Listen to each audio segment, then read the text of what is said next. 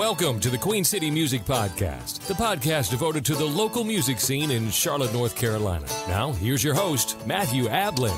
Hello, and welcome to episode 72 of the Queen City Music Podcast. This episode of the QCMP is sponsored by Midwood Guitar Studio, Charlotte, North Carolina's own boutique guitar shop located in Plaza Midwood.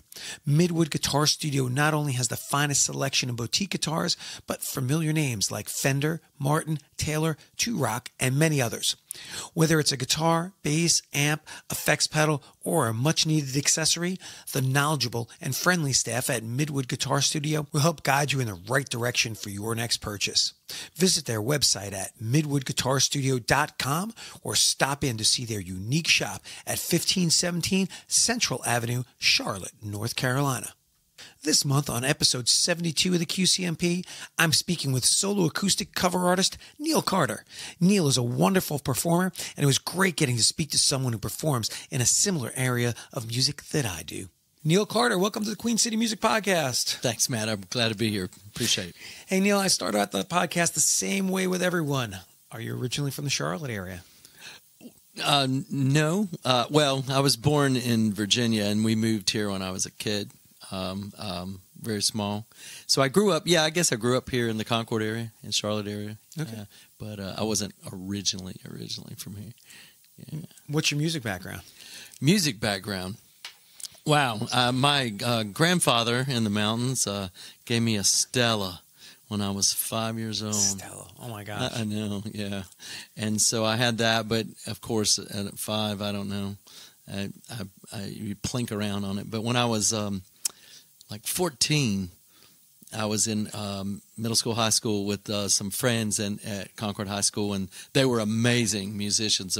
Two brothers who one played bass and one plays the lead. Okay. And so I would sing in a band with them, and then they started teaching me chords here and there, and then kind of took some lessons for 3 or 4 years, and took off from there with the guitar and played for years. Nice, man.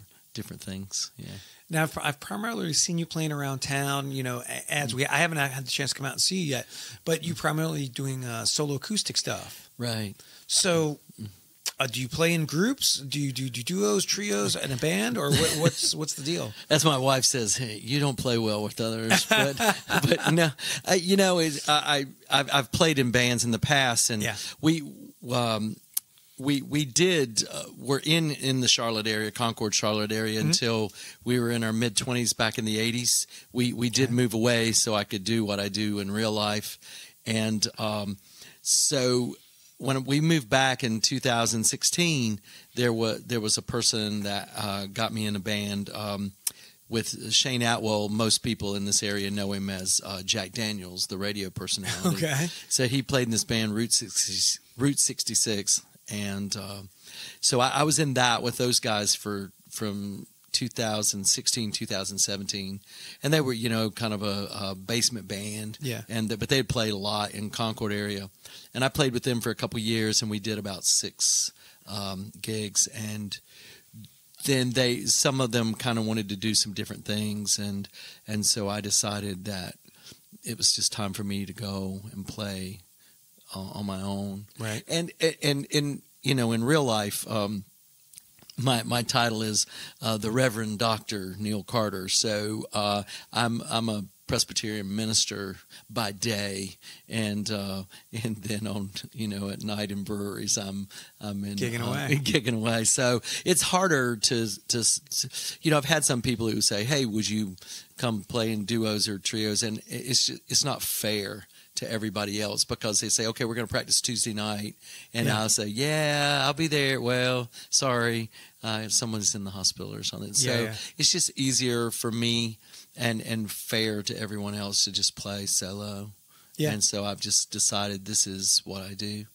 Well, there's some wonderful things about playing solo, and then there's some things that are not so great. One of the things I found about playing solo, because I do it a lot myself, is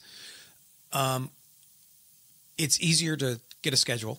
Yes. By yourself. Right. You don't have anybody else to worry about. That's true.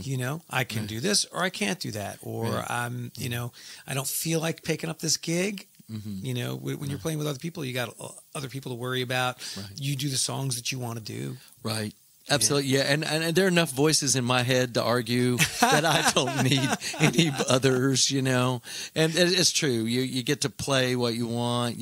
And I sit there and practice on the couch with my wife Deb sitting right there beside me watching TV, and she go, "Yeah, I wouldn't do that one if I were you," or something like that. But what's your ballpark? What kind of tunes are you doing these days? I really like the Turnpike Troubadours, so I do a lot of their tunes. It's kind of that red dirt rock kind of mix between country and rock kind of feel. Yeah. Tyler Childers, Zach Brown, a lot of people like those folks, so I do a number of those songs in a night. It's just kind of upbeat music for typically I play in breweries and people just want a nice feel. Yeah. And I'm just, that's kind of my vein. Do a few Eagles tunes and Tom Petty to go back into the past. Yeah. And so I kind of bounce in that area. That's so funny to go out and hear people play sometimes. I don't know if you get the chance to see some of the other solo acoustic players in town. I would like to, but I don't get many chances. Yeah. But when I do, it's funny to hear like what people have in their repertoire, because there's stuff that I don't even try. Right. You know, it's not my thing. That's I'm like, I'll let somebody else do it because I don't think I'd do that well. Absolutely. With it. Yeah. You know, that's why this is just kind of my vein, and I do have a little bit of that mountain twang that my family gave to me so long ago, and so that it just kind of fits where I'm at and who I try to pick songs that like the Turnpike Troubadours. There are a lot of them that most people don't know. I've never even heard of that group. You see, I love that. They're from the 2000s through about 2015. Evan Felker had some alcohol struggles, and so they had to break up for a while. They just got back together, and they're from Oklahoma. Okay, and they just have this really nice sound, and that's really what I'm trying to get at. I don't necessarily. I'm intentionally trying to play songs that people know. Right. I mean, some of the Tyler Childers, younger folks could fall all over themselves with that sort of thing, and that's great. But I think they put out some really good music that you can listen to as a background while you're sitting there in a brewery with your friends or your family. Right. And it just kind of has a good swing to it, and so I like it. I kind of like doing things that other people don't know. That's good, man. It's just a lot of fun. You have to find the stuff that's in your wheelhouse. Right. Right. Yeah. And that you enjoy doing, because to me, that's half the battle. Like I do all classic rock stuff, and I'll do stuff that, because I didn't start singing until I was like in my mid 30s. Okay. And to sing some of the songs that I loved as a kid, I mean, even stuff people are like, I will never play Brown Eyed Girl, or I'll never do Margaritaville because that's what people, and I'm like, I don't care. I'll do it because I can sing it, and people like it. When I play Brown Eyed Girl, guess what? There's a group of ladies at a table who are singing along, and some of them want to get up and dance, and that makes me happy. And I think that's really cool. That is the fun part of this for me, is that I don't diss other people for what they're doing, or whatever equipment they're using, like harmonizers or loops. I think those are great, and people really. I mean, it takes a skill set to do that. Yeah. Me, I'm really stripped down. I want to be kind of a folk, kind of acoustic Southern kind of stick. And oh man, we'll have to debate this issue. Okay. No, I'm just saying, everybody else can. I mean, if other people want to do it, that's fine with me. This is what I want to be. There's another guy out, Dylan Gossett, who's just come out. Okay. I'm on YouTube watching for these, and I have friends who send me these obscure or up and coming folks, and there's one of his songs that was just amazing, and so I learned it and have started doing it in this year's set list. Right. And I figured no one is going to come up and say, "Oh man, you're playing Dylan Gossett." The other night, last Thursday night, and said, "I am so stunned.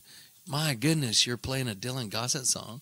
I was like, yeah, it's good stuff. So that's just kind of where I'm aiming. And there's I'm sorry, I didn't mean to interrupt. No, you're fine. It's are you on Facebook with a group called Solo Acoustic Musician? It's Sam. I think I am. That's what it is. I think so. It's real interesting because it's another forum where people talk about stuff and they debate stuff just as musicians. And there's another one, Cover Band Central. So one of the things that go on Cover Band Central, one of the hot topics that people are debating. One, people using tablets with the words, and then two, you have another hot topic is like what people are wearing, cargo shorts. Yeah. So it's funny to me that like within our group, like solo acoustic musicians, there's debates about stuff. I know, and how people go back and forth. And what you were mentioning earlier about not using pedals and stuff, there's a thing, different people have different feelings. So it's, I would love to mind that a little bit and just talk about different stuff that we do because we might be at different points and different people might like different stuff. So it's good to hear opposing points of view in it. Yeah. And to me, I don't say, I mean, if somebody else uses those things, I don't wear cargo shorts because I don't have the knees for it. And I use a tablet because I don't stare at it, but I have one and I have my AirPad pedal there working it. But I'm 60 and sometimes, I get, I play about 45 songs in a night because I just play 3 straight hours and don't stop. All right, so let's go down the list. We'll go down the list of topics just because I would just love to talk a little bit about somebody else. This is so cool. All right, so let's go. Well, we'll go stage attire. Stage attire. All right, so... we're talking. Well, the knees. So when I first started and I was playing in town, I played with my friend John in the Matt and John acoustic duo. So I used to just show up and I'd play. If it was summer, I had shorts and I had flip-flops. And then one day I saw a picture of what I looked like. And I was like, that looks awful. I'm not going to judge anybody else, but I think it looks like crap. Right. And I said, okay, I'm not doing that anymore. Right. And from that point on, I had pants on, I had jeans on. I found a thing that I wear, and this is what I wear, and I'm good. Right. So, are you? You don't do the shorts thing at all? I don't tend to do shorts. No. Yeah. Nobody wants to see my legs. I mean, it's just I tend during the especially fall, winter, spring. I'm going to be wearing jeans, either black ones or faded. I have a certain, and I wear Hoka shoes, either black that match the jeans or blue to match the jeans. I played a gig about 2 years ago, maybe a year and a half ago. Market's at 11 in Ballantyne. And we were outside. When I say it was hot, man, it was hot that day. I mean, it was probably in the 90s when I got there, and I was playing early. I was playing like 11 to 12 or something like that. And the quote-unquote headliner asked if they could go on before me. Well, because it was hot. And he was an older guy. Okay. And I guess he had some things, but I was like, well, no. I said, this is the contracted time that I said I was going to go on. And I don't want to be a jerk, but I was like, this is the contracted time I've got on. I've got a gig later on that I've got to get to. Right. I said, and 2, it's going to be hotter later. Or 3, it's going to be hotter later. So, so make a long story short, I show up with my jeans and my uniform that I show up and play in. And the guy who introduced me, he's like, and Matt showed up with jeans on today. Yeah. He's a brave man. And I'm like, well, yeah, man, I'm not showing up with shorts. Yeah. Just not going to do it. I might wear joggers in the summer that are a little lighter than jeans. But, in the summer I'll wear a short sleeve T-shirt, black normally, that goes with whatever else I have on. I just like to keep it I think it pretty looks simple, more professional looking. That's just me. Yeah, it does. Yeah, I'm not trying to give the Jimmy Buffett vibe. Yeah, which I mean people do, but to me when I've showed up to places, and this is just me being hyper critical. And for not against somebody else, but like me showing up and doing that, like I see other people do it. it just reminds me like that's not for me. Like I've seen people perform in tank tops and cargo shorts and flip flops at a gig, and I'm like, yeah, I don't want to do that. Yeah, again, I don't really sit around and think about what other people wear. Yeah. I mean, that's just not my concern. Right. I'm just, it's just kind of thinking about this is what I wear. And, and in this, now in this time of year, if it's chilly, I might have on a Martin flannel shirt, you know, Martin guitar, because that's what I play. Yeah. And that kind of thing. Well, we're going to get there. Yeah, I'm sure we will. But I did. There was a couple weeks ago, I did have a Duke shirt on because I'm an alum, and I bet you got some comments. I did. You get somebody go, "Oh, I love your shirt," or "Oh, you suck," or something. You know, I don't know. Go Tar Heels or something. You know, and my daughter went to Carolina, so it all works out. But and so I'm don't tend to do that, right? But because I don't want to tick anybody off. Or, right. I mean, most people could care less. Yeah. But I do try to keep it pretty simple. You live in the Carolinas, man. I mean, you got to expect somebody's going to show up with a Duke shirt at some point, right? It's absolutely. So, and not many, but more light blue, especially after last night. But all right, so let's go on to the iPad debate. Sure. So how do you feel about the iPad or the tablet debate? Well, I mean, I try not to bury my head in it. I keep, it's down on the stand, and I have the pedal, the air pedal that keeps it rolling. I use OnSong that keeps it, and a lot of times it's to keep the set together. Again, in a night, I don't break. A lot of times I work songs out I end this one to go right into this next one. Gotcha. And I don't talk a lot. Like when I'm play, I really just want to play. Mm-hmm. People don't care what I have to say. Right. And besides, as a minister, I talk a lot. You're not giving any sermons from the stage? No. Nobody like I said, nobody wants to hear what I have to say. I'm there to play music, and I do it because I like it. Yeah. And I think, some days I actually hit the right notes, and I'm okay. Yeah. And Jackson Browne said it. The only time that seems too short is the time we get to play, and I want to play. Yeah. And so I kind of set things that way. I try to look, out and not pay a lot of attention. Now, if a song's newer, I might have to kind of keep up with a word here and there. Right. But it's more to keep me focused, like when my mind does stray. Yeah. And crowds are moving in a brewery and stuff, and sometimes you get distracted. You go, oh my gosh, I do need to keep up with where I'm at. I mean, I do like to. I like to have the tablet there because, first off, some of the songs have different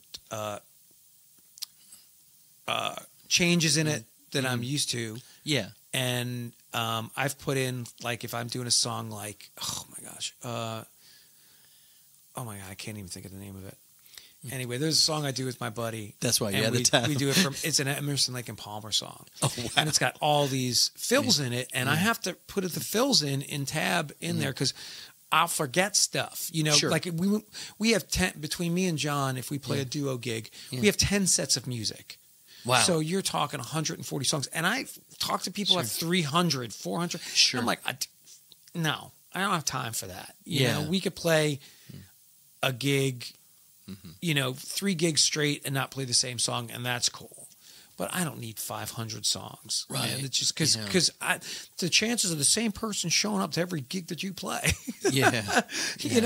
I've heard you play that before. I'm sorry. And sometimes don't we go to see bands to hear the same songs. This guy or this gal does this tune great. I want to hear them do that. Yeah, I do Soulshine every gig I haven't done it in a while. I do it because, it's a goofy story, but I do it, because I do, and I love the song. Do you do all the fills in the intro, like the little lead stuff, or do you just go right? I do some of changes? It. I do some of the intro. I do it the acoustic version. Yeah.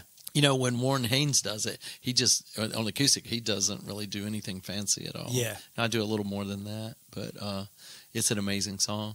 See, I try as much as I can. I try to put in some of the little fills if I can. Sure, That tune I sure. don't. I just do straight chord changes in it. Yeah. But one day I'm going to sit there and I'll do the little lead stuff in there as much as I can. And you know, build it up a bit. But yeah, I do a little bit. I just love the song. See, I like the tablet because you have so many songs. Right. To memorize the lyrics. Right. And God bless anybody if they got songs, because I know there's a couple of people in town, you know, who have done Facebook rants about stuff. And I've seen them. And I'm like, okay, cool. man. I was like, that's cool, but you don't go judge somebody else because they're doing something. As long as, like you said, as long as your face isn't in it and you just, you know, you're being a shoe starer the whole night. Yeah. Because I've been to see people and they do, you know, they do that, and you're like, hey, man. Yeah. You know, look at the audience a little bit. Don't just look at your shoes. You know, I do, you know, and of course, kind of the Tyler Childers stare. Yeah. He's kind of staring forward. He's not looking at anybody. But I'm gonna try to look around some, and you try not to look at people too much. Yeah. Because you don't want to be in their business either. But just I don't want to bury my head down looking at the iPad either. I mean, the best compliments I could get looking around, and you probably feel the same, is people singing along with what you're doing. Yeah. Yeah. The hugest compliment I get is I love when I'm playing guitar and I see guys just air guitaring along with what I'm playing. If I'm playing a lead or something, they're doing it. I'm like, oh my God, that makes me feel so good. Yeah, if you see somebody bopping along with the, you know, the tune or whatever, or they catch your eye, you know. Yeah. Or you know, just doing solo acoustic and people get up and start dancing, and you're like, that makes me feel so good. That is cool. And so, you know, and a lot, the opposite side of that is you have to be really careful too, that in a brewery, it's not a concert. They're not there for Neal Carter. They're there for their friends and their family. And so you think, oh, these people aren't paying attention. And then they get up and they walk out, and they're walking out and they drop money in your bucket, and then they look at you and they give you a thumbs up or go, oh, that was amazing, or those kind of things. And you go, wow, I didn't even think they were paying any attention whatsoever. And so it kind of helps that, you know, that prejudgment. Oh, they're not paying attention at all. This is terrible. But they really are. Yeah. So I like that. That's kind of a neat piece too. Well, that's the other thing. You never know who's listening. Like I've gotten gigs or private parties from people just in the audience. Like, man, we love what you do. Yeah. You know. That's right. Yeah. The funny one is when people just walk by you and they kind of like, I almost feel bad because I'm like, you don't have to tip me, it's okay. But like they don't want to make eye contact with you. You know, maybe they didn't bring some cash or something. I love that one. I love that one. And or the phone thing where they suddenly just start looking at their phone as they walk past you. I was like, I'm cool. I'm not going to starve tomorrow. Yeah. And of course the Venmo thing on the front of your bucket too. I use that. Yeah. And some people do that, but I don't know. If people feel certain ways about I have to put something in there. I mean, it's nice, but it's neither here nor there. I mean, being a musician, when I go out and see other people play, I put money in the tip bucket just because you know I'm like, well, if I can get money, you know, I can certainly give it to somebody else. But absolutely, I don't want anybody to feel when they're coming out for live music that it's their obligation. Like they came out. This happens to be a service that, you know, I and the venue have. Right. You know, just to add ambiance. Don't feel like you've got to drop a 20 in the tip jar when you leave, you know? Yeah. But, you know, hey, give me a smile. Yeah. Let me know you enjoyed it. Yeah. You know, don't hide your face and be like, I'm looking at no, man, I don't see you. I know. Cover your face. Yeah. So I have told some people, hey, if you'd say something to the folks behind the bar, they're the ones that have me back. Yeah, man. And they'll do that. And that's kind of nice. You know, that's the most important thing, I think, to me. I don't know. Yeah, I don't mind saying that. I'm not adverse to saying, hey, if you like what you hear, and don't forget to tell the bar manager, you know, and that you like it, and hopefully they'll have me back at some point. That's right. I mean, if you don't advocate for yourself, nobody's going to do it, right? That's true. And I know some people may think, oh, well, I liked it, that was good. But if nobody tells people behind the bar, then you don't know. I mean, you know, it's our secret. I mean, it's the biggest compliment, like you were saying, when people are leaving and they give you a thumbs up, man. I mean, it's just like, thanks. All right, cool. Yeah. You know, Even if I didn't think you were listening, you showed that you were listening. That's nice. Well, it is. It's pretty affirming to be a part of the moment. Yeah. All right, let's go into the next topic. Cool. Debate. All right, so I didn't know I was debating. You never said debating. You said this is a conversation. Our conversation. It's not debate. I'm not trying to win anything. No. Because I'm going to do what I'm going to do, and you're going to do what you're going to do. But all right, so topic conversation.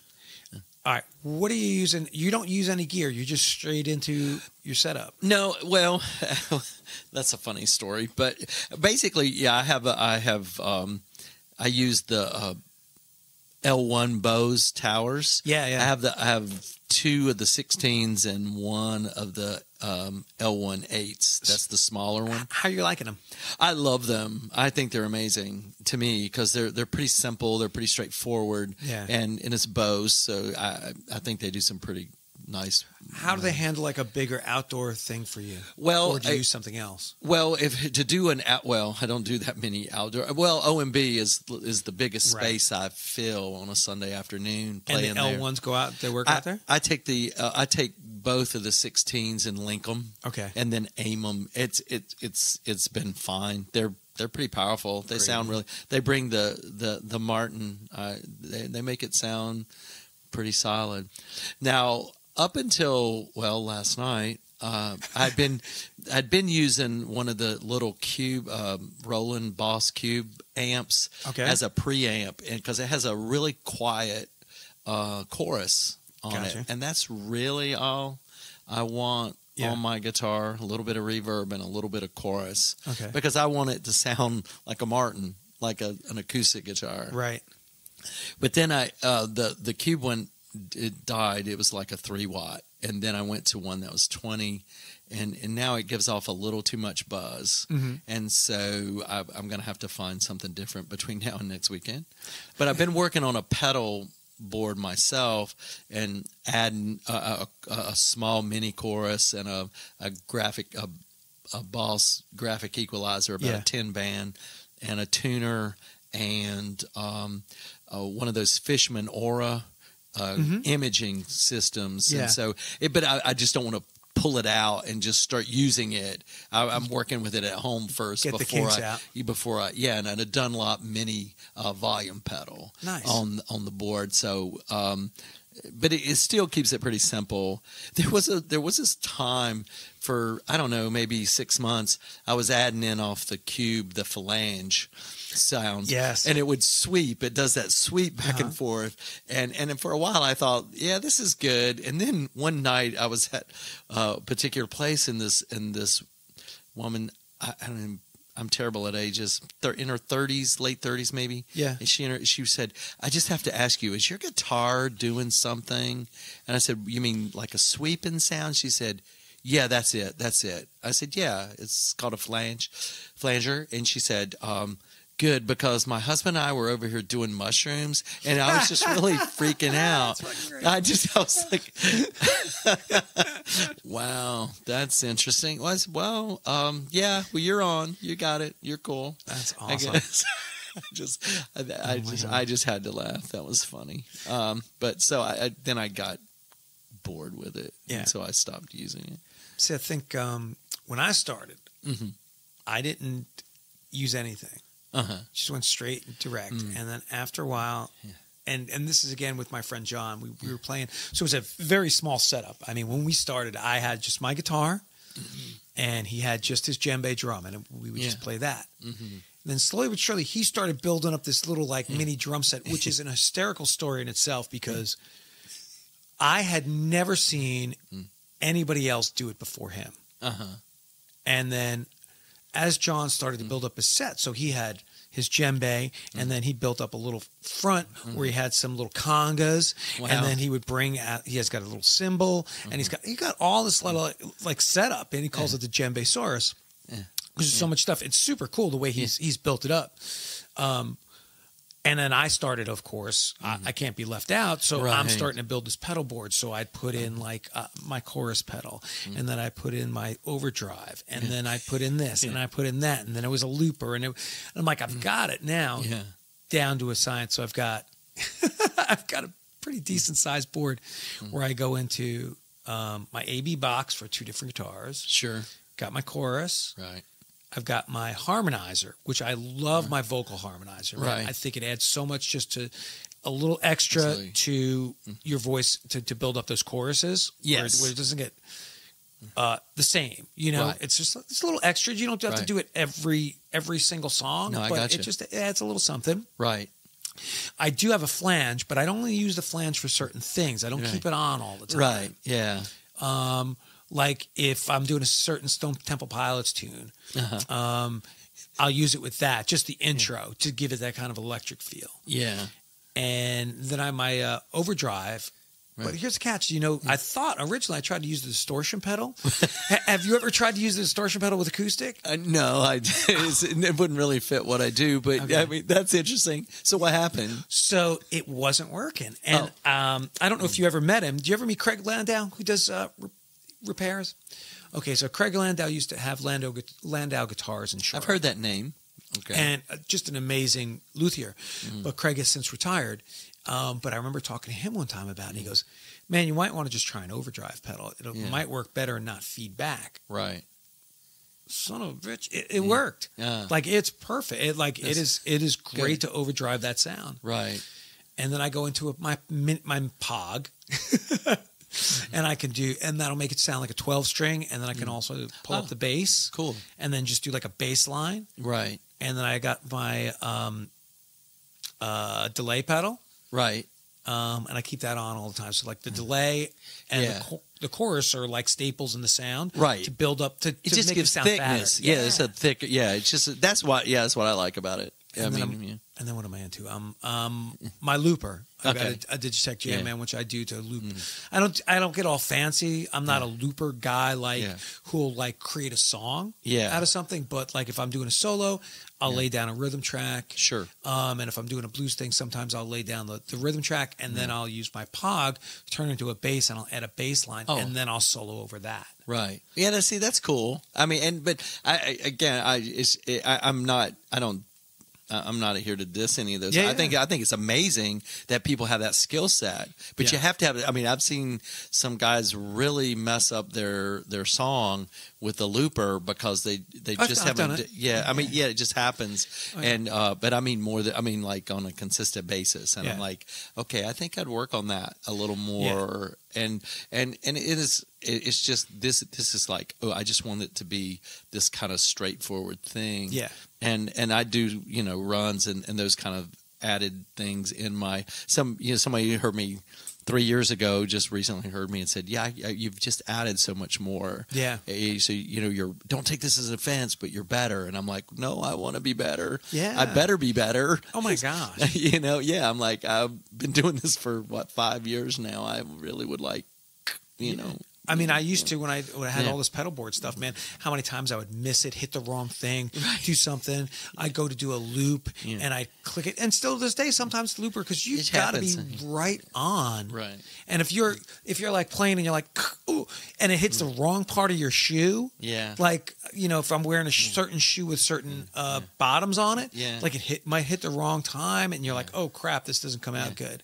Right. You find workarounds. Right. Yeah. And in my way, I guess in simplicity, if I hit the wrong chord or miss, or have the capo on the wrong on the wrong fret, I've done that. Yeah. And then start going, I think this song's going to be a little too high for me right here. That's a mess. Isn't it funny when you do that? I've been playing this song forever, and I forgot to put the capo on, or I put it on the wrong fret. Yeah, and now I've added this year. I've added a lot of harmonica to it, or a lot more. I saw one of those videos of you doing Heart of Gold. Yeah, man, you're making me envious because John plays harmonica pretty good, and I just blow into it. Yeah, well, it's just sitting around playing, and sometimes playing in the car when you're driving. Yeah. On the harmonica. People look at you weird when you're at a stoplight. But this is okay. I don't care. People probably look at me weird anyway. So. What was that? Years ago, I was reading an article. Do you ever remember the guitar player Steve Morse? Yeah. From Dixie Strikes. So Steve Morse, he was a pilot. And still is a pilot, I guess, sometimes. Okay. But I think he was a professional pilot for years. And he would say he would bring I guess he had a practice guitar, something, or just a neck. And he would practice while he was driving. So he'd be like at stoplights and traffic at work, and he just driving into work, and he'd be like, okay, and he'd just take the guitar and he'd just start fingering stuff, and he'd be driving with his knees. Wow. I remember reading that. He was amazing. The incredible guitar player. Absolutely, man. And that modified Telecaster, which is so amazing. Oh my gosh. Yeah, and I think lately he just he retired from touring with Deep Purple because I think his wife got sick, had cancer for a bit. Oh. But I think he's out on his own now. He went back to his solo group. I think the Steve Morse Band is actually touring. That's cool. I wouldn't mind going seeing him. He's a great player. Oh gosh, yes. Yeah. Amazing.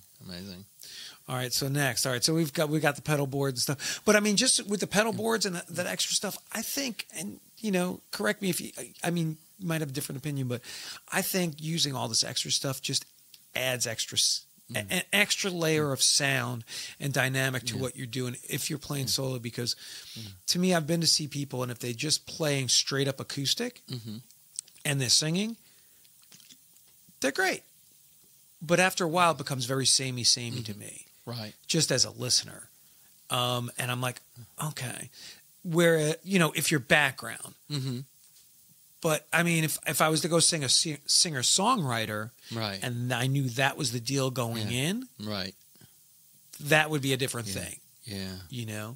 But that's just me. Yeah. I mean, either way it works, I think. Yeah. I'm not a singer-songwriter for sure. I don't write. No, not at all? No. I have to write a sermon every week. So my creativity has to go there right now. Yeah. In a few years when when I'm not doing this anymore, maybe. Yeah. But I don't know that anybody would want to hear what I have to say anyway. I'll tell you what, there was the one thing that I put out an EP about 2 years ago, and I've got to write more. I keep saying I'm going to do more. But that was the one thing I felt I was missing. Like, I had done all the stuff musically, and then people would ask me, "Hey, do you have any recording?" And I'm like, "No, I don't do that. No." And then finally, I was like, "I'm going to do this," and I've just felt really proud. Like, cool. Wow, I feel like I've got something now. Somebody's like, "Oh, do you do something?" Yeah, man, go check out Spotify. I've got my original music up there. Yeah. I mean, it's not much. It's one EP, but that's I'm cool, like, though. I did it. I'm impressed. That is really. I'm gonna have to go listen now. What is it? Tom Cruise? Not Tom Cruise. Tom Hanks in Castaway. Yeah. Me. I did this. Fire. Yeah. I love it. Well, that is amazing. And it's not that it's about time. Yeah. And about where I have to put my creativity. And so that part of my life is really important. So I have to really focus on that. And then maybe someday I can figure out songs that people might listen to. I don't know. You never know what you have inside you, man. I mean, it'll come out and you'll be like, dang. Yeah, that's true. Yeah, that's absolutely true. It's one thing that I learned about it, doing that whole process of writing, is I am less critical of others in that sense. Because I think when you're younger, you may go through that phase of like, oh, that sucks. That album's awful. Blah, blah, blah. It's like, where's your album, man? What'd you write? What'd you do? Yeah. And when you have to go through that process, it makes me appreciate that somebody took the time to write the song, produce it, put it all together. And there's something to be said for that. It's a lot easier to criticize it, but when you have to actually do it. Right. Oh yeah, absolutely. And I I do listen to other people's stuff. But like I said, I'm always combing YouTube for those singer-songwriter guys like Dylan Gossett and several others. John Fulbright's a new one that I just heard about. Of course, he might have been around a while. He's got several albums out. But I just listen to their they go live and they just take a harmonica and a guitar and start playing, and I just love that. Yeah. I just love the simplicity, and they write, and they've written these amazing things that most people. There's just so much. There's such a deep catalog of music out there, and that people don't even hear. I mean, somebody's hearing it because but as a mass kind of thing, and I just listen to them and I go, man, that's amazing work. How they do that. Well, I just listen to. I've read an article. by this producer the other day, and they were interviewing him. And I think one of the things he talked about is like there's just so much music out there now. Yes. Like there used to be, of course, the gatekeepers, and only so many albums came out a year. But there's like he threw out some quote. I don't know, if it's a correct number. He said, but there's like 10,000 albums coming out a day. Wow. That people just because you can. Sure. Yeah. Absolutely. SoundCloud and Spotify and all these other platforms where people just throw up music. Yeah. And not that they're all full-length 12 albums, Right. but I mean, there's tons of stuff just coming out all the time, All the singles. time. And there's just so much to listen to. Right. And there's just so much time in the day. Yeah. And then you have to feed through, of course, and see what you like. Right. And you might be like, this is fantastic. I'll put this on my list to listen to. Or this isn't so good. I'm not going to just bypass that stuff. And I don't know if it works like this for you, but it does when I'm out playing. Somebody comes up and says, hey, do you know any... And I'm like, no, I've never heard of that before, but thanks for the name. Do you have a song in mind? And I just added Moving by John Fulbright because somebody heard me at Vaulted Oak, I think it was. Mm-hmm. And he said, this, they said, yeah, we come and listen to you while you're here, and this would fit you. And we just figured you knew it or something. I said, no. He said, listen to this song, harmonic and everything, and see what you think. And I listened. I thought, this is amazing. I'm going to learn this. And I added it just, last night. Yeah. How often are you adding new tunes? Or do you have a staple set of stuff that you do? Well, I have, what I try to do is I have my set of primary songs, and I am pretty obsessive compulsive. Yeah, I like to do things in a certain order. Yeah. I am a Presbyterian, and so we're pretty orderly people, and so I have the set list generally for the year. And then as I get for the year, try to do, and then all along I try to add a song every month. Yeah. And then at the end of the year, I start going, okay, I want to need 10 new songs for next year. Right. And so in November, December, of course, because of the nature of my my call, I guess, those last couple weeks of December, I'm pretty busy at the church, so I can't really just, go, hey, I think I'll play a gig tonight. No, it's Christmas Eve. You can't do that. But, so I try to start working on songs then. My goal is 10. It normally ends up around 4 or something. But so I just keep adding. And then I may have not done a song in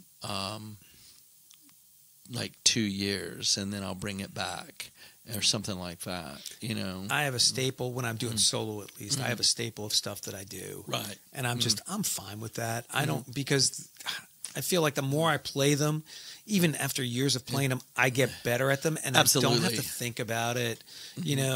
I don't look at the tablet. I don't think about, hitting the loop pedal. I just know it's just like instinctive. And I feel like with newer songs, sometimes you've got to have that period of working them out, right? Where you're, how you're going to do it, your feeling, your emotion, your strum pattern, everything goes into it. And that's why I don't add many through the year. I mean, I say I try to do one a month.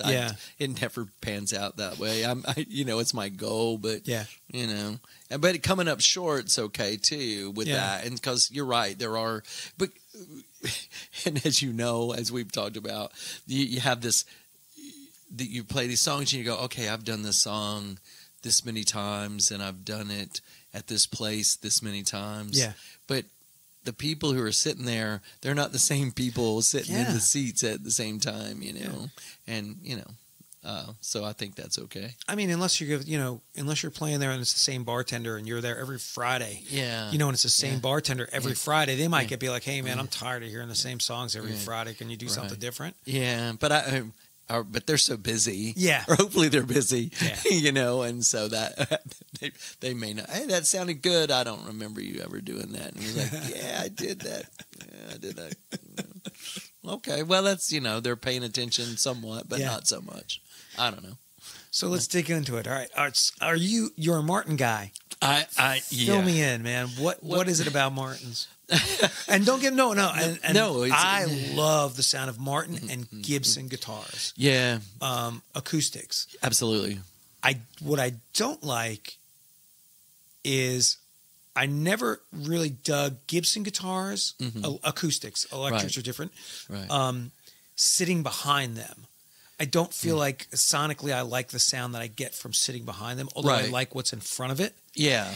And then with Martins, there was always something about the neck where you got up by the headstock. There's something, I don't know what you would call it. It's the way they built the headstock where the neck connects to the headstock, which I never really cared for. Okay. And as much as I love the sound of him, Chad Andrew Harris, who was on the podcast a while back, Chad brought his over one time, and I was playing. I was like, "Okay, man, I like this one." You know, and I know. Do you know which one it was? I have no idea. Okay. I'd have to ask Chad what it was. Okay. What model he has. Yeah.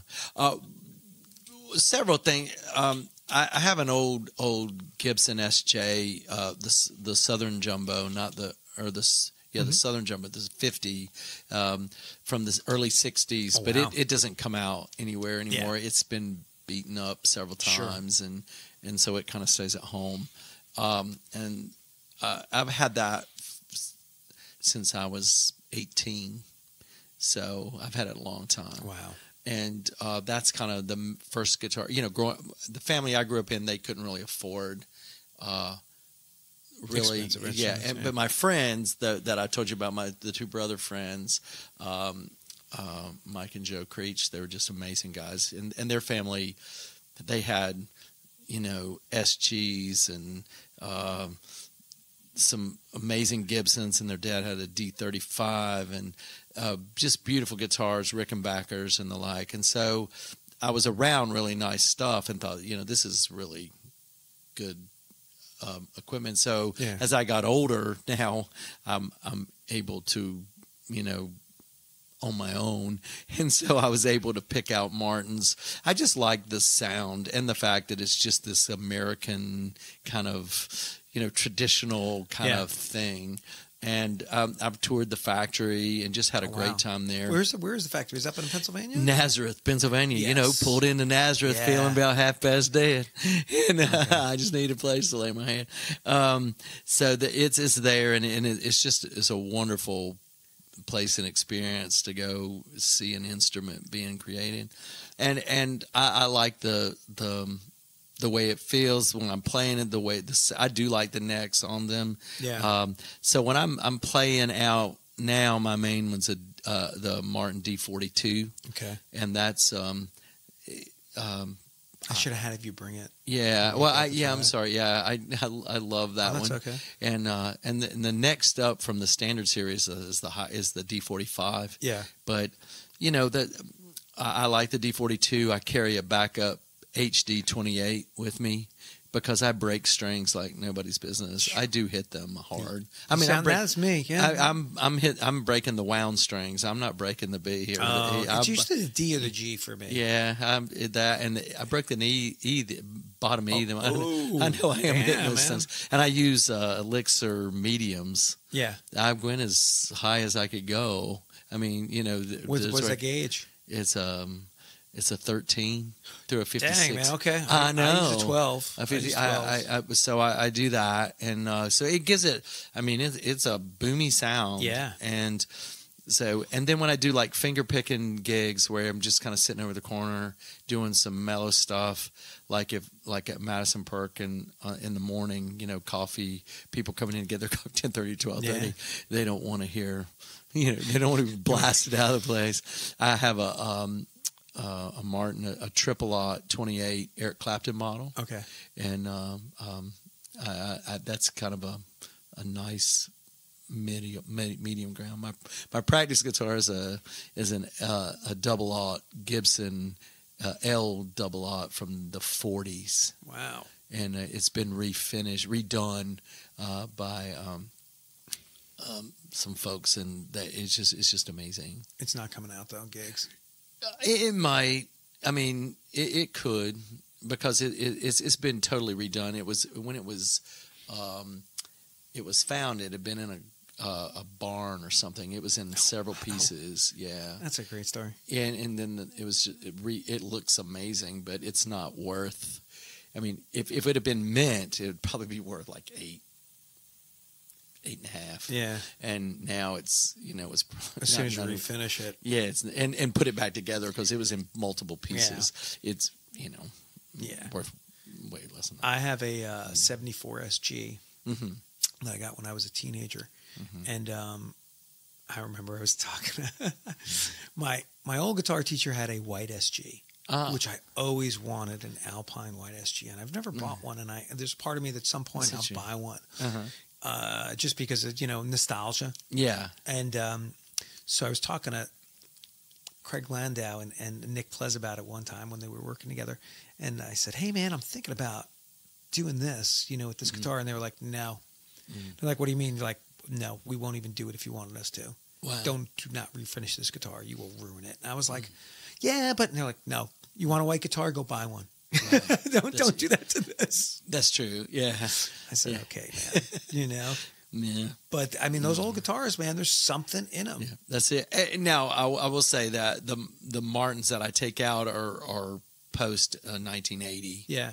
But because then they have the adjustable truss rod. Okay. I have a 1968 D18, but it's original. It doesn't have a pickup. I'll never touch anything on it.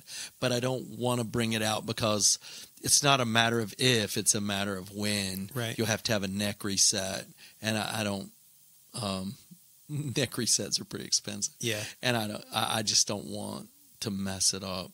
And so I have the Martins I have that I use out, and I have about 5 or well, I'm not going to say my wife might listen to this, but they're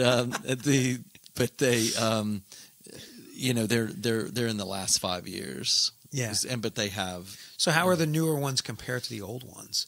Do they even match up? Well, the D42 is they don't give those away. Yeah. And so the new ones are pretty amazing. Yeah. They just don't have that age on them that, in 10 years or 12 years, it'll sound even better than it does now. Yeah. I think one of the problems I find when I go to guitar shops, like there's so many big box guitar shops, like I go to Guitar Center, they don't have a lot of Martins that I want to try. And the ones that I do play, I'm like, okay, like they'll have Taylors, like that's the in guitar. Right. But they are nice guitars, actually. They are, but here's the thing that I always notice about them. Sometimes I like the ones that have are less fancy, right? With all the engraved, and they have a better sound than the one that's got an extra $2,000 or $3,000 priced on it because you got all this fantastic inlay put on. And I'm like, this doesn't sound very good, but this sounds fantastic. Yeah. Now I will say the D42 it has some accoutrements on it that are a little over the top. Yeah, but it does have Martin down the neck instead of across. I mean, down the head stock as opposed to across the top. Okay, and I just like that. Yeah, but the wood that they use is pretty amazing too. So it's right now it's the one I'm using. That's the one I use 99.9% of the time, unless I break a string, and then I just change out to the HD28. Is there something about the Martins that you really like? Is it the feel of them? Yeah, it's just the overall sound. And it's probably somewhere some shrink out there could say, it's got to do with the fact your parents, your family, you couldn't get them when you were a kid, now you can or something. Yeah. I don't know. Yeah, I mean I'm sure there's some of that in there. But there's probably some old Neil Young song rattle around in your head. You're like, oh man, that's the sound I heard. And that's it, and that's it too. Yeah, I mean he plays a D28 and a D45. He plays a D45. Yeah, of course he can. I mean, I don't know if I'd love to have a D45. I don't know that one would be bouncing a $10,000 guitar around in a brewery, when they stick me over in the corner and I have about 6 inches to deal with. But I mean, but there is some of that, but it's just it's beautiful, and it's just a traditional looking guitar, and I just kind of like all those aspects, and I've just found the sound that sounds good in my ear when I hit the chords on the D42 for what I'm doing. Yeah, no, man, I love the sounds of them. The same thing, like I said, the Martins and those, and I just don't. I never I never liked sitting behind him as much. Yeah, I got you. Maybe one day I'll get around to buying one. I mean, I've been playing Ovations for years. I know. I love that. That's funny. I'm just that's like, cool. Well, here's the thing. I owned some when I was back in the 70s. Yeah. I had a couple of Ovations. I'll let you play one after I'm done. Yeah. But after we're done recording. But it's funny. People come up to me and they're like, "You're playing Ovations," and I just always laugh. And I'm like, "Well, number one, these are American made. These are not the Chinese made ones. Right. So that's number one." I said, number two, these are not roundbacks. These are contoured models. Yeah. So they sit against your body a lot better than the original roundbacks, which would slide away from you. Yes, I do remember that. You know, Yeah. drove me bonkers. But so, short story, I was at when they used to have the guitar show, the B3 guitar show here, and they had it. I forget where it was, but it was relatively close to here. It was like 10 minutes from me, and so I could drive over there. So one year, me and my friend John were gigging and I had a shallow body Ovation, and I had a 12-string Taylor, which I had just bought, and I loved it. It was a great guitar. And I was like, but I need another 6-string because we're doing these songs, and I got to retune, and the 12-string's great, but I need this. Yeah. So I was at the guitar show, and I didn't have the money to spend on another guitar. You know, Sure. I was just like, so I come across this Ovation contour back black model, which I still have, and I was just like, oh my God, this thing is amazing. So I said to the guy, you know, hey, would you do it just straight up swap? And he said, what do you got? And I told him, he's like, why don't you bring it over? Let me check. And then I brought it over. He's like, yeah. And I think he was from Alabama or something, the dealer. And he said, you know what? Let's just swap it out. He said, because this will sell faster in my area than this Ovation will. And man, there's just something about that neck and the stuff that I play. Right. And I'm like, okay, yeah. I mean, if it was good enough for like John McLaughlin and Al Di Meola and all those cats back then, I was like, and Di Meola was pretty amazing. Yeah. I'm like, they're good enough for me. Nancy Wilson. Yeah. And then plus, not to mention Robert Fripp. Yeah. He's plays them. And I'm like, and I'm not a traditional sound kind of guy when it comes to acoustics. Right. You know, and I'm like, because I'm running it through, as I told you before, my pedal board. Yes, I'm like, yeah. well, I want all these extra sounds anyway. Right. And to me, again, that's where it comes. You know, I have some, friends who swear by their Taylors and love them, and they're amazing guitars. You don't like Taylors? I'm like, no, I didn't say that. I just said this is what I play that fits who I am, and I think that's over and over again. That's the thing. I've watched some of your clips with them, and I'm like, that is so cool. Somebody's playing an Ovation. I think that's amazingly great. Yeah. And again, it's one of those things. I'm not sitting around thinking, oh, that person should be doing this or that, or not using this pedal or that pedal. I'm just like, this is just what I do.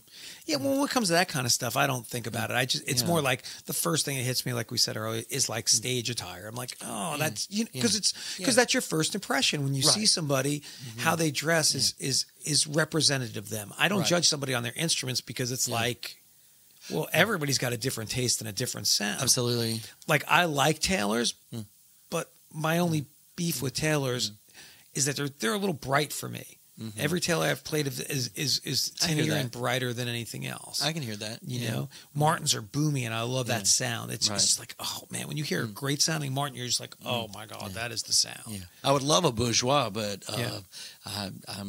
that's a step above Martin. Yeah. And again, it's a lot to put towards the guitar. Yeah. And so, and I've had some of the younger guys, come and say, "Oh my God, you're playing Martins. That's amazing." I was, well, I'm 60, I didn't, and some of them, and it's just been the last few years that, that I've been fortunate. I said, you'll be able to, hang in there, and you'll be able to do the same. Well, hopefully, man. Because have you seen the prices of stuff these days? Yep. Dude, it is. So I don't mind saying. Yeah. So when I got my Ovations, this is years ago. Yeah. They're American made, so they're solid guitars. And I got them from most of my stuff I got from Guitar Center used gear. Sure. So I'm at all this stuff is dirt cheap. Right. Like dirt cheap. $600 for an American made Ovation was really good. Yeah. And I was playing at Pour 64 in Mid Hill one night. Yeah. Great place. Great place to play. I love Pour 64. Oh, they're so cool. Yeah. And I'm playing there, and I bump into one of the managers I had previously known from Guitar Center. Mm-hmm. And we start talking, and I'm telling him, man, I love you, the used gear website. I buy so much stuff from you guys, and it's all quality. I've really only had one bad experience. And they're really good about returns. I mean, you got a 60 to 90-day return policy on stuff. Right. And the guy says, yeah, that's about to end.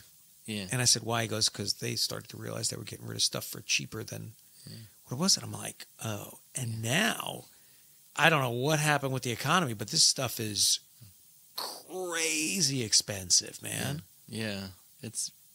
Gears, they don't give it away. No, but for a while, it was like you felt like, wow, this is good prices. Mm-hmm. I have a Gibson Flying V I bought for about $500 from them on used gear website. That's interesting. Dude, let me tell you, I see the same dang guitar on their used website now. It's $1,200. Right. Yeah. And I've only had this 6 or 7 years, and I'm like, it's doubled in price? Maybe, I guess. It's insane. I mean, it's just, I can't be the only one who's noticing it. I talk to other players, and I'm like, do you notice that the price of gear, not new stuff necessarily, because it's new and you kind of expect that it's going to be pricey, but has just gone through the roof. I mean, when you're seeing Epiphones, and I'm not knocking Epiphones, but I'm just saying, I used to see a Gibson Les Paul Epiphones, and they used to be $200 or $300 guitars, and now they're $800 guitars. Right. Yeah. You're like, oh. It's a different. Yeah. That lets you know how much the Gibson version of it is too. Yeah. It's amazing. It is crazy, the prices, man. Yeah. I love it that you have a Flying V. I have a Gibson Explorer. Yeah. Because I just wanted one. I mean, these people, why do you want that? You don't play electric. I'm like, no, I just wanted it. I'd love one, man. I'd love to get an Explorer because I love Gibson electrics. Yeah. But I just always thought they were a little pricey for what they were. They are. I'm like, all right, I guess it's a whole mess of wood. Yeah, and it really just, I don't know why it has a tone knob on it at all. There's only one tone. It's just rock. It's just like a rock in there, And I have a few electrics. I just don't play anymore. I don't play in bands, and so, but I have them because. I don't know, because when I was a kid, I wanted one. When I was a teenager, I wanted an Explorer. I couldn't have one. Now I can. And I just, okay, I got it. That's the way I feel. Like, after a while, as you get older, it's not so much about... There's a little nostalgia in there, but there's also like, I've always wanted this, and I'm going to get that because I can afford it at this point. At this point, Like, why not? Yeah, and I don't want to go too far off on that, fall off that, because there's a lot of things I want. Yeah. But that, you make a couple of choices. I do remember when I was 18, I really wanted an Explorer. Yeah.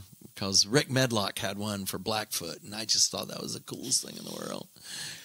Well, they are beautiful guitars, man. They are. They're amazing. I find it funny you said it, that you don't play much electric. I have some electrics. I don't even play just because gigging acoustically. I just don't really. No, there's no reason to. I mean, and and I'm kind of sat in what I am and who I am and what I'm going to be and where I want to go with all this. And, well, I will say this. I do have a few resonators. I have a National. Oh, okay. And so I do. They're beautiful. Yeah. This is a wooden one, but it's still nice. I like it. I'd like to have one of the, retros, the metal one, Rocket, whatever it's called. Yeah. And work on slide and as I get older, my voice starts. I'm working on it. Just so as I get older, my voice gets down here. I can go do blues stuff or something. I don't know who we say. An old white guy in khakis singing blues. I don't know. There's one thing. I mean, I studied classical in grad school and college, and I do finger picking fairly well. I always wanted to do slide. I just never sat down to try to learn it. And I'm like, God, it's just a different thing. It is. Yeah, you have to get that. It does that opposite of when you're moving a slide up a neck. If you don't bar the strings behind it, it'll do the opposite sound going the other way. I don't understand. And there's a lot of muting, palm muting that you have to do to cut stuff You really do, and I'm not even close to being with it. Yeah. Out in public, I'll sit in the house and work on it. But I'm still probably about 5 years away from that sort of thing. I mean, if you could, I don't want to say half-ass it, but I mean, if you could do it where it's a simpler song that you're not just trying to be Derek Trucks. Yeah. And you can do the whole song, whole chord change slide. Yeah. I mean, that's cool. Yeah. You don't have to be perfect, to go do it unless, that's the song that requires it, that you have all this. I love Kevmo, watching him do it. He's amazing at it. He's incredible as a solo guy, just sitting up there by himself with his national doing that sort of thing. I go, that would be pretty cool.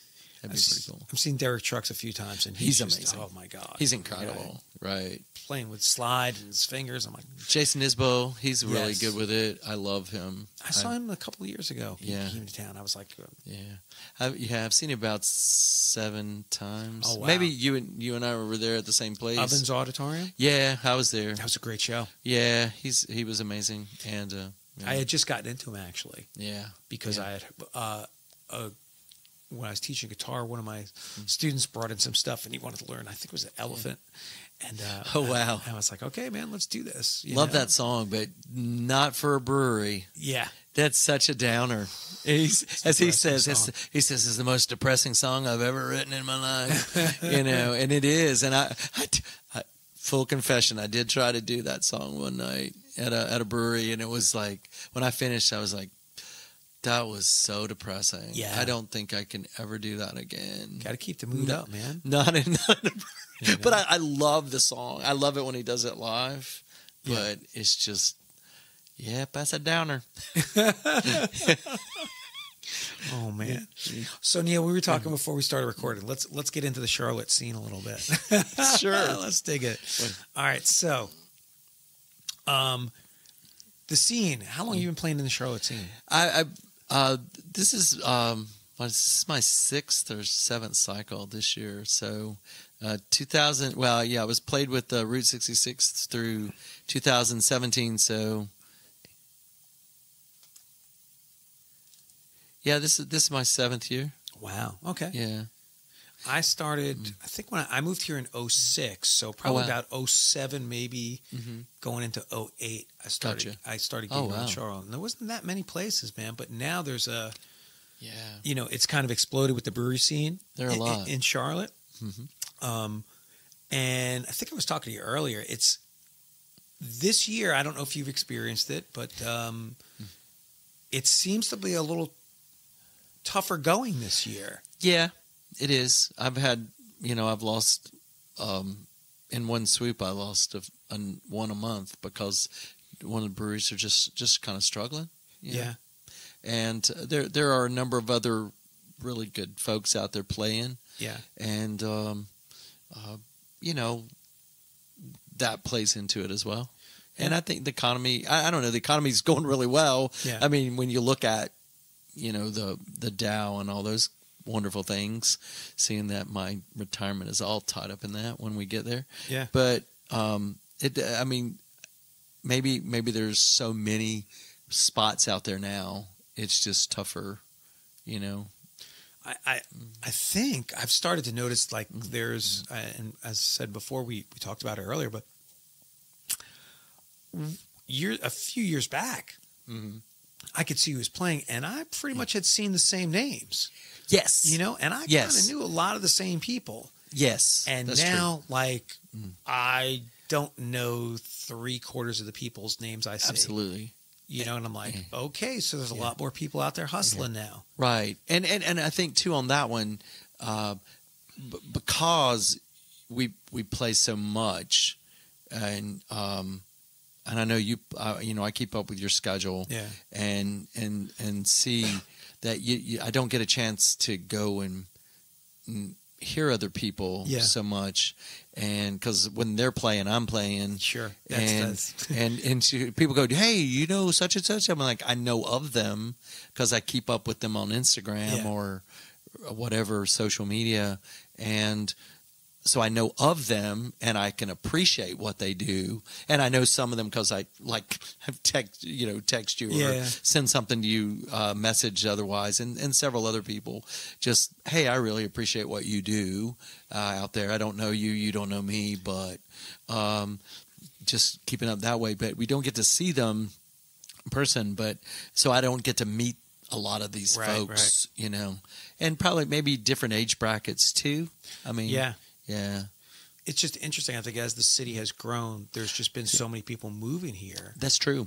Getting out and doing their thing, and it's like, oh, okay. So there's a lot more competition these days, and it's a hot city. Yeah. I mean, it's the 15th largest in the country and about the 5th fastest growing. Yes, somebody said there was somebody posted online. It's the number one city people are moving to in the country. Wow, and that's amazing. I mean, well, it's pretty hopping, and and it's affordable compared to, Chicago, and you don't have to put up with Chicago weather, which is brutal to a Southern boy like me. So, and all those things, and there's the South End is really kind of going strong these days. Yes, and in all fairness, there are a lot of neat people, just wonderful people to meet out there doing this. Yeah, that I wouldn't get to meet otherwise. Right. They're probably not going to come to Presbyterian Church on Sunday morning or for whatever reason, but I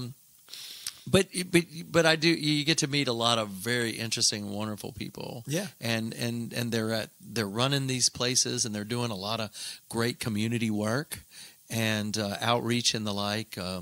Some of the producers are very social conscious of their, and I think that's a really special thing that they do, and that probably attracts a certain group of people too. Yeah, I think that's been a blessing to the musicians in town, is the amount of breweries that have opened up and opportunities for us to play, and for them to offer live music to their patrons. It's been a real blessing, but it's also a tough thing because there's more as more people move here and there's more breweries, there's more competition, and you're like, man, and as we were talking about before, man, it just made us both laugh because talking to somebody else who does the same thing, you can get in your own head after a little while when it comes to booking. Yes, gigs, and you think, man, is it me? Do I just stink at this? And then you start to talk to somebody else, you're like, oh, it's not just me. Other people having similar experiences. You know? That is true. And I'm not the world's best at some of the tech stuff. Yeah. And the way I look at it is, hey, I can play a 3-hour set. Yeah. I'm going to show up on time. I'm going to play on time. I'm going to end on time. I'm not going to blow people out. Yeah. I can do music, and that should be it, right? Yeah. But it's not. It's not. It's not. It's promotion. They want to look at your Instagram. They want to know that you're doing stuff, to help promote what you're doing. And, but I mean, we talked about, I don't want to say pet peeves because it's not, because the people in the restaurants and the breweries that hire us, they're wonderful people, and I know it's a blessing to have them. But man, it's such a tough industry. It's tough. Because they are going through managers all the time. And I think we were laughing about, like, you get in a place and you're playing there and you're playing there regularly, and you could be there for a year or 2 years, and all of a sudden the manager you've established a relationship with has gone. Right. Yeah. And you're like, who's booking now? And nobody told you. Yeah. No, and they're not going to, because they don't have, and one of the places I love them, they're wonderful, but since December, they've had 3 people doing music. It's February, early February, and so I'm on my 3rd person. They're all wonderful people, but I'm on my 3rd person interacting with them. Yeah. And so that's wild, you know, and so it is a fast moving industry, and it's just hard to keep up with who's doing what. And then I have had one where there was some hostility in the person leaving, and they took the calendar with them. And so I was scheduled for a night, and then when the next person said, "Oh, we've already booked somebody else," because we didn't have the calendar, such and such took it with them and wouldn't share the information. Oh my So God. we had to book. We weren't sure, and granted, I mean, it was frustrating, but also they didn't go, "Oh, we're going to just mark Neal off the night because he's a jerk," or I might be those things, but but they just, they didn't do it intentionally to hurt me. But, did you show up and you weren't playing? No. I saw a post from there. I was posting, "Hey, I'm going to be at such and such." Yeah. And then their post came up, and it was somebody else, and I was like, "Uh-oh, that's not good. Yeah. This is not good." And so I called them and just said, "Hey, what about this?" And they said, "Oh, so that's what happened." Yeah. And you're like, "Yeah, that's bad." Well, the sad part is that we, as the musicians, are kind of like the last thing the manager's thinking about, because they're managing people, they're managing inventory, they're managing customers. And then the last thing is, oh, we've got a musician booked. You know, like, That's we have to clear out tables tonight because the musician plays over there. And you'll show up and be like, "Hey, I'm here." And they're like, "Yeah, we're busy right now. Like, hang out." And you're like, "Okay." Yeah. That's right. It's kind of sad, but it is what it is. I'm thinking about June 7th, and they're thinking about 10 minutes from now because they've got food. I have had one in an afternoon where I was already set up, and this guy showed up with his equipment, and the folks had double booked the day. Oh. And you're like, "Hey man, I'm already set up." I was already set, yeah. And so what they tried to do, which I thought was about the fairest thing. Look, it was an obvious mistake, and again, they weren't going, "Hey y'all, let's screw with people's lives here. Let's do this just for fun, to see how it works." But they tried to say, what if we paid you this and paid you this? Just split it, and you play half, and you play half. Yeah. And I was like, "I'll do whatever you want me to do." Yeah. I mean, I'm cool. And the other guy just said, "I set up, take care." And I felt bad, but also I didn't cause it, and he didn't cause it. If he'd have been set up first, he'd have, it'd have been the same thing. I probably would have said, "Sure, yeah, let's split the gig. Let's just do it, just for fun." Musicians at times will get a bad rap. I mean, people think it too much in the 60s and 70s, and these stoner drunk guys who showed up.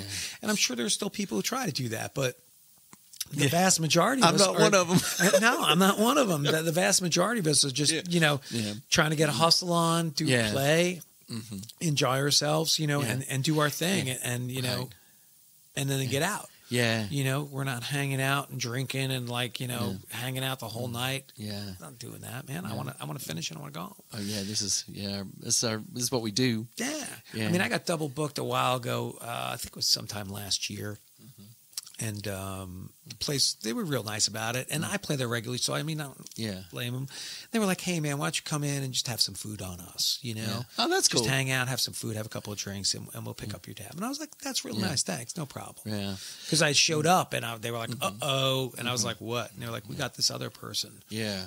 Well, I had one like that last year, but I had a number of times after that gig with them, and they just said, "Look, we're just gonna tag some money onto your gigs for the rest of the year, so we'll have paid you back for it was our mistake." Oh, that was really nice. It was pretty cool. I mean, and it didn't come out to quite. I mean, I'm not sitting around counting pennies here, but I mean, it was close, and so I was like, thank you. That's pretty cool. That is a pretty cool thing. Yeah, I think that's the hardest thing when you're hustling gigs is trying to develop that relationship with the place that you're playing and the management. And it's tough because there's one place that we've been just talking about and that we both love. Yes. We'll keep them out, names out of it, but they're just a wonderful place, and the people are just so wonderful. Yeah. And then they're canceling music. Right.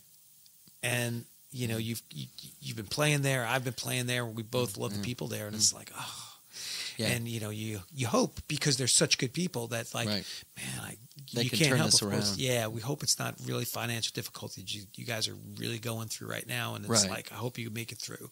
Yes. You know, Because you want to play there. I Yeah. mean, because and you're right. You just some places you have a good vibe. It's nothing wrong with other places. But there's just some you just connect with, and you go, man, what I do and the people that show up here work. yeah, And it's really kind of just a special thing. You're part of the whole evening. yeah, And it works out really well, and you really want that to keep going. yeah. Yeah. That's the and I don't know if you've encountered it more, but that's the second place we were talking before. Mm-hmm. That's the second place I've known that's started to kind of cancel music. I've had several, yeah. Several, just say, hey, we're cutting back Yeah. this year. We're not. Had one the other day. Hey, we like it, but we just have enough for the people we have right now. We're not adding anybody else because we only have a certain amount. Yeah. of gigs. Yeah. There was one place I know I was trying to get into play, Yeah. and they were they had contacted me back, very nice, and they were just like, hey, you know, we've cut one of the days that we're doing music now. Yes. So we're not adding any new people, but if anything comes up, we'll let you know. I've had a couple of those this year. The same way. Just maybe again, like you said, there's just an amazing combination of things that are going on right now, and all the breweries that have come. Maybe there's a saturation point. Yeah. And because it is a wonderful place to live and be, that other people come and be a part as well, and they're musicians and they're good and they're and they have a good vibe, and so it's just more people and all those things just mixed together. It makes it tougher because I see these restaurants and the breweries and stuff, and you just think about it, an industry, and first off, and it's like, unless you're like an OMB, which got really massive, and they were the place, here, and they're opening a second location. They do, they're having, but they're so massive, and they had, then I don't know the word for it, but I guess it's distribution. Their beer is cross country. Distribution's the issue, yeah, and then there's a couple other places that I know that are smaller breweries. And they have distribution, so they're doing okay. Right. Yeah. They may not have, 500 people packing their place. Yeah. But you think about it, I mean, how difficult is it for a brewery, to stay open and have people in there drinking all the time to support what they're doing, I mean, for me, if I go out and drink, it's on the weekends. Right. And I'm not doing it every weekend. Right. I mean, I'm not 22, Nor am I. So, but you have, the places that the younger people want to go to, like in South End, and that's the more trendy place. So if you're not in South End and you're opening a brewery, is somebody going to travel, the younger people going to travel from South End up to North Charlotte, to go drink at the new brewery? I mean, I will. Yeah. I actually do a thing with my buddy Doug, and we travel to different breweries, and we like, hey man, let's go check this place out. We haven't been there yet. We haven't been here. Right. So, yeah, and I guess some again, just because I'm coming at it from a different angle, I don't get to do a lot of that. Right. And but it is fun to go see these new places. You're right, definitely. And to interact and I appreciate good beer too. I know that some people are Presbyterian. We're Presbyterian. We're okay. So just curious, as when it comes to booking, yes, how are you doing it? Because I remember back in the quote unquote day when I first started gigging, we would drop off CDs, and of course, that's not a thing anymore. No. But how are you? Are you mostly going in and doing the pressing the flesh, or I do all of the above. Yeah. That's everybody else. I send emails that may have some. Now I have probably links to a song or two. Yeah. And hopefully that helps. Yeah. And I kind of list all the places I've played in hopes that they go, well, this guy's not a schmuck. I mean, he may not be the greatest, but I mean, he obviously can play places. Yeah. And I kind of give them the general idea of my style, the Isbell, Tyler Childers, Zach Bryan, Turnpike, and then I have a picture I think of me playing. It's probably somewhere and so they at least have a face. Yeah. Then I have cards too, and sometimes I'll be out during the week if I have to. Again, in my job, I visit someone in the hospital or something, and I come past a place. I go, oh, okay. I may stop in and get something to eat if they have food, and then just say, hey, here's a card. Just would you consider who's the person? Or if when some people by name, some friends will reach out to say, hey, I know this guy at this place, and I've told him about you, and that's worked out. I mean, I got to play a lot last year. I feel pretty blessed. You kind of hope that after you've been doing it for a bit, like you and I have doing it for a minute, that your quote unquote reputation precedes you a little bit, so that they get an email from you. They kind of go, "Oh, I've heard of that guy." Or like when I send an email inquiry about stuff, I always link to my events page, and to music, and they can at least go to my events page, and somebody will say, "Oh, this guy's got 5 pages of places that he's playing, and he's doing pretty good." Yeah, you at least feel like after you've done it, and people have you back, that you could at least carry the evening. Yeah. And I think that's hopefully helpful. Yeah. Yeah. Hope so, man. And I do have a Facebook page and an Instagram. I don't have a website or anything like that because, my time is, I'm not saying that other people don't have, everybody's busy. Right. But I just don't have the skill to do all those things and keep my primary life going. Well, if you're ever bored, and you have that time to do it, I would recommend Bandzoogle. It's a great page. I did that for my website a couple of years ago. Really simple to build, and it just takes you, there's a small little learning curve to do it, but once you kind of do it, it's pretty straightforward. Cool. And it's pretty fun. And I'm kind of geeky like that, where I'm like, I get into doing it, and I, being a musician, that's kind of all I do. Right. So I kind of had to put everything together. I've got on my website, I've got the podcast on there. I've got my performing. I've got my lectures. I've got everything that I do. That's just not like, hey, I'm just not gigging. It's like, hey, man, I've been going out to school systems and gigging, doing lectures. So if somebody needs to hire me for a clinic, they can go to my webpage and check that out, and then they can hire me for that. Or if they want to check out the podcast, or if they want to buy music, I've got my album there and stuff. So it's a lot of fun. Cool. That is amazing, and I probably should, and hopefully as time goes along, I'll be able to do that. Yeah. Work into those things. In between trying to learn how to play harmonica better. Put that in your bio, man. And currently, Neal is working on getting better at harmonica. Well, I guess a couple of the links have that going on. Yeah, man. Oh my gosh. Yeah. Well, Neal, man, it's been a blast talking to you. Thank you for doing this and reaching out and coming on. Such a pleasure. I'm so grateful and honored that you would have me come do this. Man. This is so much fun. It's actually a lot of fun just to talk to somebody who does the same thing in that same space. Absolutely. Yeah. I was the other evening bumped into AJ from Analog Crash. Yes. I never met him. I've heard his name. Yes. Yeah. We played a place together a few years ago. They either opened and then I came after them, or I played and they came after me. Just a really nice guy, and had a chance to get to sit and talk to him. And we were doing the same thing we're doing here, except for we didn't have microphones in front of us. Yeah.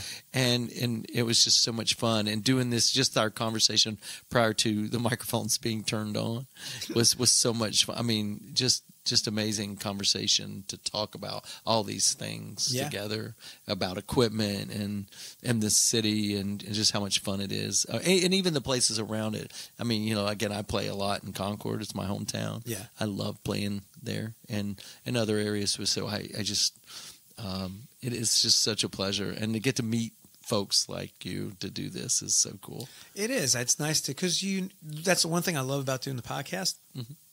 I get to meet people that, as you said earlier, you're out playing. Yeah. So, like, I wouldn't get a chance to go sit and talk to you for an hour and a half or 2 hours, right, and get to know you a little bit.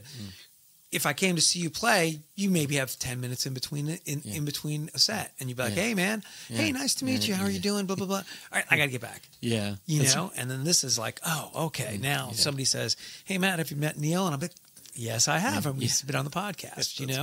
Yeah. I was so surprised. Speaking about that, I went to a gig a few months back during the summer, and I went to see a couple of people play. And it was so nice that the person recognized me. Mm-hmm. I wish they, I was like, oh my gosh, they recognized me? Wow. They're like, hey, how are you? And like, thanks, because they were on the podcast. Yeah. So you feel like you've established that relationship before. So it was Chad Andrew Harris, and Chad was playing with Jim Brock. Okay. And Jim was on the podcast. Oh, wow. So then Jim, I saw him, and he's sitting down playing with Chad, and I see him out of the corner of his eyes, look at me, and he's smiling. He's like, and I'm like, I wonder if he's, even recognizes me. And he's like, hey, man, how are you afterwards? And we got this, long conversation. I was like, it's great. That is great. It's fun. Yeah. I mean, and I probably, because I'm not at Smokey Joe's. I don't really hang out there much, although I should, because there's a lot of great musicians who go there and play. But like Jim hangs out there, Chad, and a bunch of the other folks do. And I'm like, man, it would be it's nice to get to know folks, even though I don't get to see them regularly. So sure. Anyway. That's neat. Hey, by the way, Neal, if we want to get in touch with Neal Carter, how do we get in touch with Neal Carter? You mean like, yeah, if somebody wants to book you for a gig, man, where can we find you? Well, I'm on Instagram. Jeez. Uh-oh, caught you by surprise. I know you did, and I'm sorry. I didn't even think about that. My Instagram page, is Neal Carter Music 64, and Neal Carter 64 Music 64. Cool. That's one of the main places, and of course they have the same Neal Carter Music on Facebook, or just Neal Carter on Facebook. I have 2 different Facebook. But you mostly do Instagram? I like Instagram better, and that seems to be the coin of the realm. Yeah. For the people who do this sort of thing. That's my main place, and then that would be the easiest way, I think. Awesome. Cool. Well, Neal, thank you for coming by, man, and hanging out. It's been great rapping with you for a bit. Oh, I loved it. Thank you so much. What a pleasure. All right, man. Take care. All right. Thanks for listening to episode 72 of the Queen City Music Podcast, and I hope you'll go back and check out past episodes. And if you can be so kind as to leave a review, I'd greatly appreciate it. You can find the QCMP on all your favorite streaming platforms. As always, if you have an idea for an episode or would like to be a guest on the QCMP, reach out to me at qcmusicpodcast@gmail.com. Also, check out our local partners, Records on the Wall at rexonthewall.com, Reporting from 20XX at reportingfrom20xx.wordpress.com, Queen City Live at Instagram.com/Queen City Live Music, and Charlotte New Music at charlottenewmusic.org. Until next month, get out there and support your local live music scene by going to hear some of these wonderfully talented artists we have in the area. Take care.